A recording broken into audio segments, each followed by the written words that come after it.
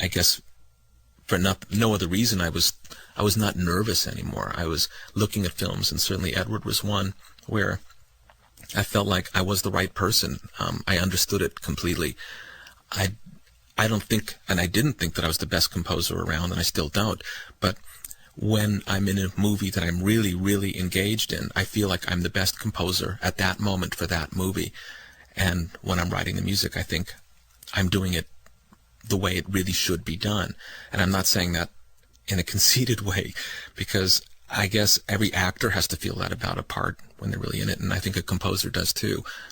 A movie that really means a lot to them, they have to feel that they're right for it, and I really felt right for this one.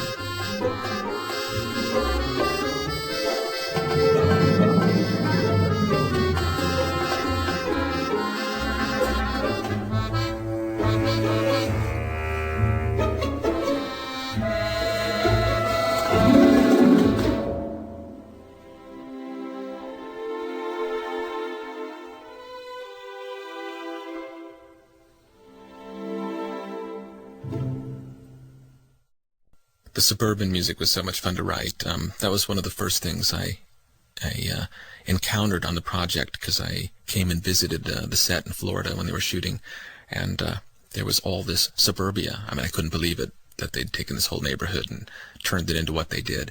But I didn't know how that was going to relate exactly to the rest of the movie. And in Tim's movies, in particular, I've learned not to try to second guess where it's going to go and what it's going to look like when it's done. I knew there was going to be a lot of really fun music, and in Beetlejuice, for example, we got to do some bits of kind of lounge-inspired music when he's waiting in the waiting room at the end, when Beetlejuice and the shrunken head, that scene there also. There were these moments, and I had a feeling that in Edward, we're going to be able to tap into a little bit of this 60s-inspired, lounge-influenced element to suburbia. In the last scene, got to use that clip-clop of the woodblocks to kind of give it this clock tempo. And the next one coming up, the Ballet du Suburbia, again, was... we called it a ballet just because it looked so choreographed. And the craziness in that scene, of course, was that for absolutely no reason, in the middle of it, it gets dramatic. And there's so many things that happen during a film score that have no real rhyme or reason to me. But at the moment, it seems like, why not? Put a little drama in the middle of this car pulling out of the driveway. Tim, thank God, lets me get away with that stuff. In fact, whenever I'm playing a cue like that, I'm kind of dreading the moment where something's going to happen. I'm expecting that he's going to look at me and go, "Are you crazy?" And Tim's the opposite. Moments like that usually delight him. And I guess we have the same sense of humor when it comes to certain oddities like that. Most directors would have simply kind of gone, "Yeah, all right, Danny, great, thanks. Now play me what you really want to play there. You're obviously just having a bit of fun here." And Tim is one of the few directors who would listen to it and go, "Yeah, let's do it. Great. It's interesting. It does something, and whatever it is, it's fun, and we should do it." So I'm very grateful to him for that. The next cue is another one of my favorites. It's a kind of a crazy one with three sections.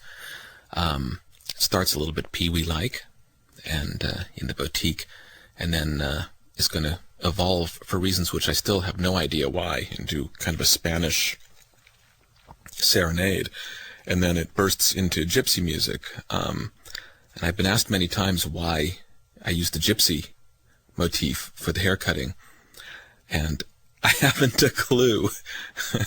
It's not something Tim and I talked about. Oh, wouldn't it be great to use gypsy music? It was another one of those spontaneous moments that I did, that I was absolutely sure Tim was going to